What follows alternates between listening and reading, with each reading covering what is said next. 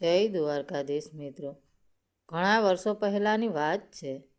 આબમાં જ્યારે તારા ટમટમતા હોય અને ધરતી પર માત્ર પવનનો સુસવાટો સંભળાતો હોય, ત્યારે એક નાનકડા ગામના છેવાડે એક નાનકડી ઝૂંપડી આવેલી હતી.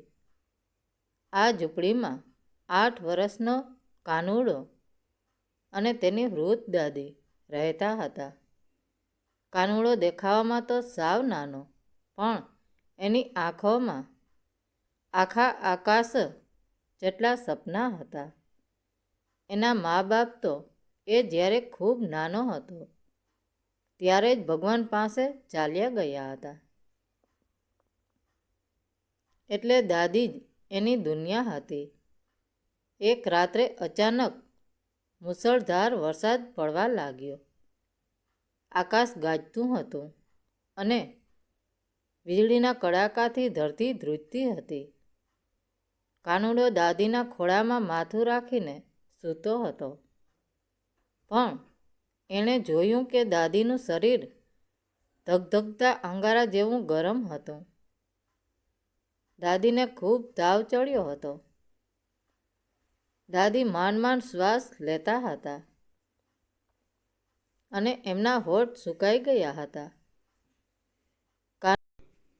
કાનુડાએ ગભરાઈને પૂછ્યું, દાદી શું થયું? તમે કેમ બોલતા નથી? દાદીએ ધ્રુજતા અવાજે કહ્યું, બેટા કાનુડા, મારો સમય નજીક લાગે છે, પણ તારું શું થશે? તું તો હજી સાવ નાનો છે. કાનુડાની આંખોમાં આંસુ આવી ગયા. એણે નક્કી કર્યું કે ગમે તે થાય, એ દાદીને કંઈ થવા નહીં દે. એને યાદ આવ્યું કે ગામના વેદરાજ કહેતા હતા કે નીલગિરીના પહાડ પર એક સંજીવની જડીબુટી મળે છે, જે ગમે તેવા તાવને ઉતારી શકે છે. પણ ત્યાં પહોંચવું એટલે મોતને હાથ તાળી આપવા જેવું હતું. રસ્તામાં ઘનઘોર જંગલ અને તોફાની સોનલ નદી ઓળંગવી પડતી હતી. કાનુડાએ દાદીના હાથ પકડ્યો અને મનોમન નક્કી કર્યું કે તે રાતના અંધારામાં જ નીકળશે.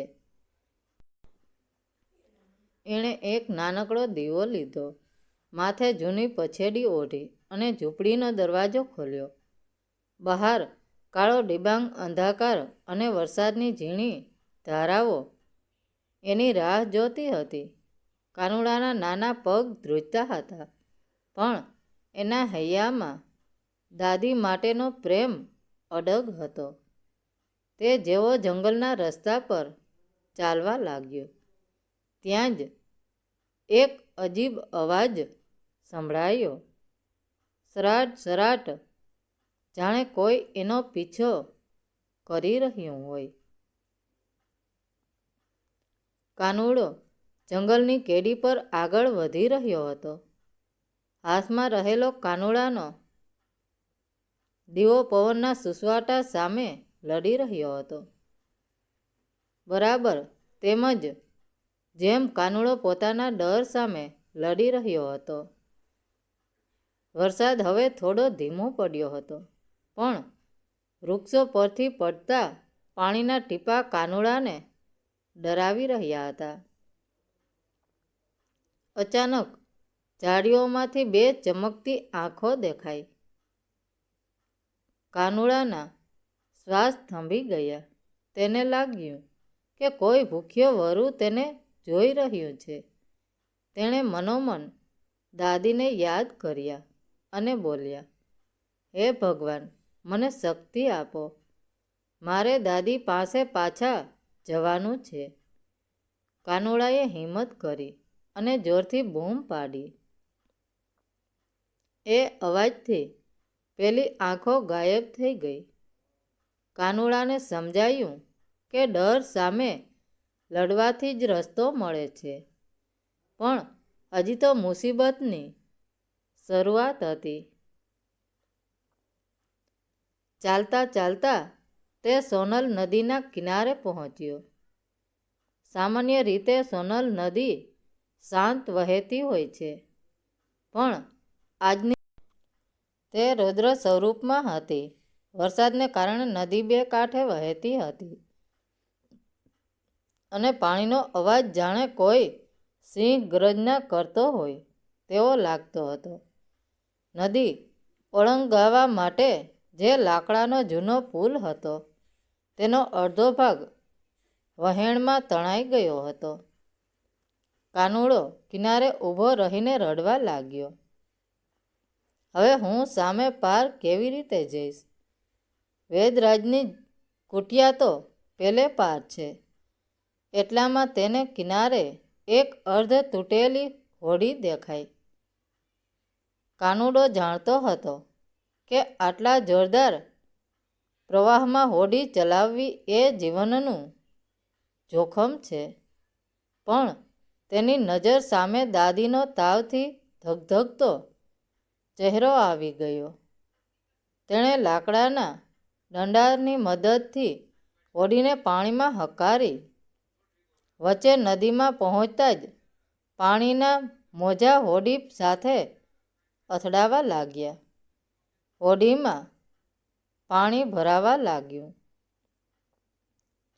કાનુડો પોતાના હાથોથી પાણી બહાર કાઢવા લાગ્યો, પણ કુદરત આજે એની આકરી કસોટી કરી રહી હતી. એક જોરદાર મોજું આવ્યું અને હોડી પલટી ગઈ. કાનુડો સીધો ઠંડા અને વેગીલા પાણીમાં ફસાયો. તેના હાથમાંથી દીવો છૂટી ગયો અને ચારે બાજુ ઘોર અંધકાર છવાઈ ગયો. દાદી એનો અવાજ નદીના અવાજમાં દુબાઈ ગયો. કાનુડો ડૂબવા લાગ્યો હતો. પાણીના પ્રચંડ પ્રવાહમાં કાનુડો તણાઈ રહ્યો હતો. તેના નાના હાથ પગ હવે થાકી ગયા હતા. જ્યારે તેને લાગ્યું કે હવે બધું જ પૂરું થઈ જશે, ત્યારે અચાનક એક મજબૂત હાથે તેનો હાથ પકડી લીધો. એ કોઈ શિકારી હતો કે કોઈ દેવદૂત કાનુડાને કિનારે ખેંચી લાવવામાં આવ્યો. જ્યારે તેણે આંખો ખોલી ત્યારે તેની સામે એક કદાવર અને સફેદ દાઢીવાળો વૃદ્ધ માણસ ઊભો હતો. તેના ખભા પર લાકડાનો ભારો હતો. બેટા, આટલી તોફાની રાતે તું અહીં નદીમાં શું કરે છે? પેલા વૃદ્ધે માયાળુ અવાજે પૂછ્યું. કાનુડાએ રડતા રડતા બધી વાત કરી કે દાદીની બીમારી, સંજીવની જડીબુટી અને તેની મજબૂરી. વૃદ્ધની આંખોમાં દયા આવી ગઈ. એણે કહ્યું, બેટા, હું આ જંગલનો કઠિયારો છું. તું જે પહાડ પર જવા માગે છે ત્યાંનો રસ્તો બહુ કઠિન છે, પણ તારો પ્રેમ જોઈને લાગે છે કે તને કોઈ રોકી નહીં શકે. ચાલ, હું તને રસ્તો બતાવું. કઠિયારો કાનુડાને પહાડની તળેટી સુધી લઈ ગયો. એણે એક ઊંચી ટેકરી તરફ આંગળી ચીંધીને કહ્યું, જો પેલી ટોચ પર જ્યાં વાદળો અડે છે ત્યાં વાદળી રંગના ફૂલવાળો છોડ છે. એ જ સંજીવની છે. પણ સાવધાન રહેજે, ત્યાં પથ્થરો લપસણા છે. કાનુડાએ વૃદ્ધનો આભાર માન્યો અને પહાડ ચડવાનું શરૂ કર્યું. વરસાદને કારણે રસ્તો ખૂબ જ લપસણો હતો. કાનુડો 2-3 વાર પડ્યો. તેના ઘૂંટણ છોલાઈ ગયા. લોહી નીકળવા લાગ્યું, પણ તેણે હિંમત ન હારી. તેના મનમાં એક જ અવાજ ગૂંજતો હતો, મારે દાદીને બચાવવા છે. જેમ જેમ તે ઉપર ચડતો ગયો તેમ તેમ હવા ઠંડી થતી ગઈ. છેવટે પરોઢ થવા આવ્યું હતું ત્યારે કાનુડાની નજર પેલા વાદળી ફૂલ પર પડી. તે ચમકી રહ્યું હતું. કાનુડો દોડીને ત્યાં પહોંચ્યો. તેણે ખૂબ જ સાવચેતીથી જડીબુટીના પાન તોડ્યા અને પોતાની પછડીમાં બાંધી લીધા. પણ જેવો તે પાછો વળવા ગયો ત્યાં જ એણે જોયું કે પહાડની એક મોટી શિલા ધસી રહી હતી અને તેનો પાછા જવાનો રસ્તો બંધ થઈ ગયો હતો. કાનુડો હવે પહાડની ટોચ પર કેદ થઈ ગયો હતો. નીચે ઉતરવાનો બીજો કોઈ રસ્તો દેખાતો ન હતો અને ગામમાં દાદી પાસે સમય ખૂટી રહ્યો હતો.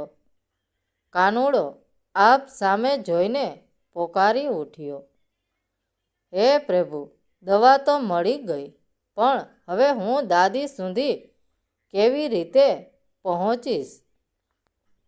પહાડની ટોચ પર ફસાયેલો કાનુડો લાચાર બનીને નીચે જોઈ રહ્યો હતો. રસ્તો બંધ હતો અને નીચે ઉતરવા માટે કોઈ સીડી કે દોરડું નહોતું.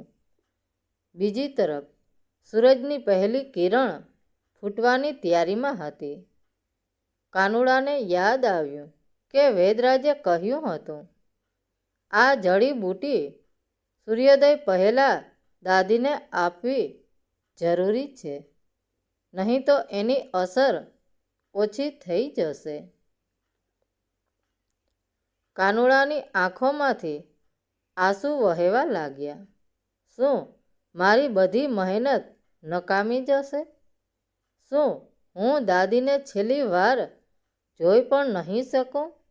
તેણે હિંમત હાર્યા વગર આજુબાજુ નજર દોડાવી. તેને એક લાંબી અને મજબૂત વડની વળવાઈ જેવી વેલ દેખાઈ, જે પહાડની ધાર પરથી નીચે લટકી રહી હતી. તે જોખમી હતું, પણ કાનુડા પાસે બીજો કોઈ ઉપાય નહોતો. તેણે જડીબુટીને પોતાને કેડીએ જોરથી બાંધી અને વેલ પકડીને નીચે ઉતરવાનું સાહસ કર્યું. તેના નાનકડા હાથ વેલના ઘર્ષણથી છોલાઈ ગયા હતા, પણ તેને દર્દનો અહેસાસ નહોતો થતો. પવનના જોરદાર ઝાપટા તેને હવામાં હિંચકા ખવડાવતા હતા. એક સમયે તો તેનો પગ લપસ્યો અને તે હવામાં ફંગોળાયો, પણ તેણે જીવનના જોખમે વેલને પકડી રાખી. લોહી લુહાણ હાલતમાં તે છેક નીચે ઉતર્યો અને જમીન પર પટકાતા જ તે દોડવા લાગ્યો. તે ફરી સોનલ નદીના કિનારે પહોંચ્યો. નદીનો વેગ હવે થોડો ઓછો થયો હતો, પણ રસ્તો હજી પણ કઠિન હતો. ગામના લોકો પણ હવે જાગી ગયા હતા. કાનુડાને દૂરથી દોડતો જોઈને ગામના લોકો આશ્ચર્યચકિત થઈ ગયા. કાનુડો હાંફતા હાંફતા પોતાની ઝૂંપડી તરફ દોડ્યો.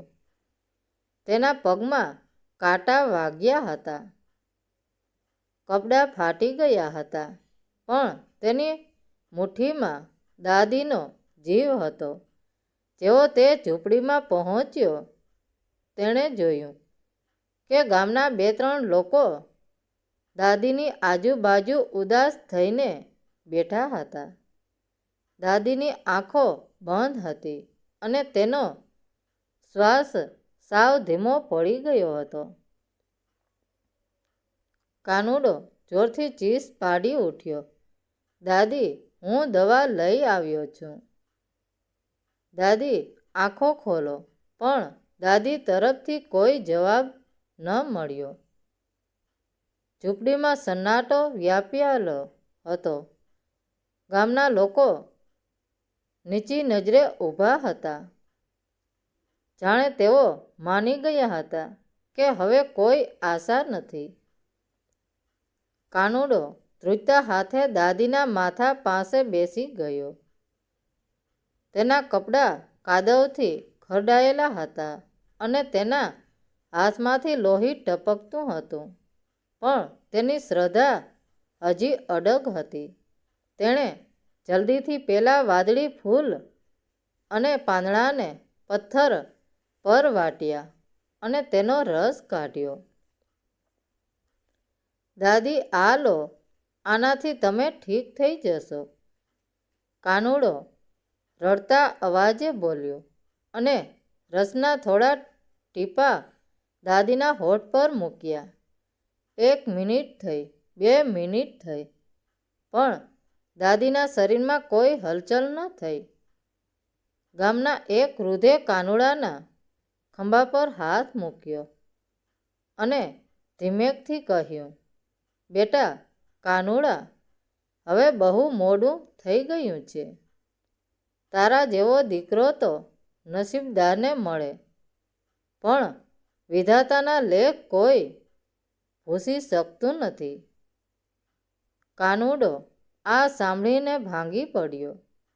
તે દાદીના છાતી પર માથું મૂકીને જોર જોરથી રડવા લાગ્યો. ના દાદી, તમે મને એકલો મૂકીને ન જઈ શકો. તમે જ તો કહેતા હતા કે સાચો પ્રેમ પથ્થરને પણ ઓગાળી શકે છે.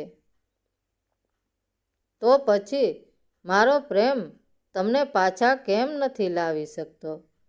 તેના આંસુ દાદીના ચહેરા પર પડવા લાગ્યા. અચાનક એક ચમત્કાર થયો. દાદીના હાથની આંગળીઓ સહેજ હલી. કાનુડાએ રડવાનું બંધ કર્યું અને દાદી તરફ જોયું. દાદીએ ધીમેકથી આંખો ખોલી અને એક ઊંડો શ્વાસ લીધો. તેમની નજર સામે લોહી લુહાણ અને થાકેલો કાનુડો હતો. દાદીએ નબળા અવાજે પૂછ્યું, કાનુડા, બેટા, તું આટલો બધો લોહી લુહાણ કેમ છે? તને કયાં વાગ્યું? આખું ગામ શસ્તબંધ થઈ ગયું. જે દવા કામ નહોતી કરી શકી તે કદાચ કાનુડાના નિસ્વાર્થ આંસુઓએ કરી બતાવ્યું હતું. દાદીનો તાવ ઉતરવા લાગ્યો હતો. વેદરાજે આવીને જોયું તો તેઓ પણ નવાઈ પામી ગયા. તેમણે કહ્યું, આ માત્ર જડીબુટ્ટીની અસર નથી. આ કાનુડાનું અતૂટ પ્રેમ અને હિંમતનું પરિણામ છે. જે સંતાન આટલી નાની ઉંમરે મોત સામે લડી શકે, તેના પ્રેમને તો ઈશ્વર પણ રોકી શકતા નથી. ધીમે ધીમે સૂરજ આકાશમાં પૂરેપૂરો ખીલી ઉઠ્યો. ઝૂંપડીમાં અંધકારની જગ્યાએ આશાનું અંજવાળું પથરાઈ ગયું. દાદીએ કાનુડાને પોતાની છાતીએ વળગાડી દીધો. આજે કાનુડો જીતી ગયો હતો. પોતાના ડર સામે, તોફાની નદી સામે અને સમયના વેણ સામે.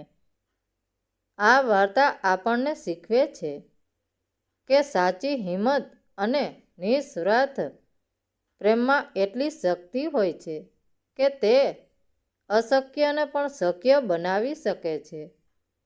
જ્યારે આપણે બીજાના ભલા માટે આપણો જીવ જોખમમાં મૂકીએ છીએ, ત્યારે આખું બ્રહ્માંડ આપણી મદદ માટે આવી પહોંચે છે. મિત્રો, વાર્તા કેવી લાગી? સારી લાગી હોય તો કોમેન્ટ કરીને જરૂર જણાવજો. ધન્યવાદ મિત્રો. રાધે રાધે. જય દ્વારકાધીશ.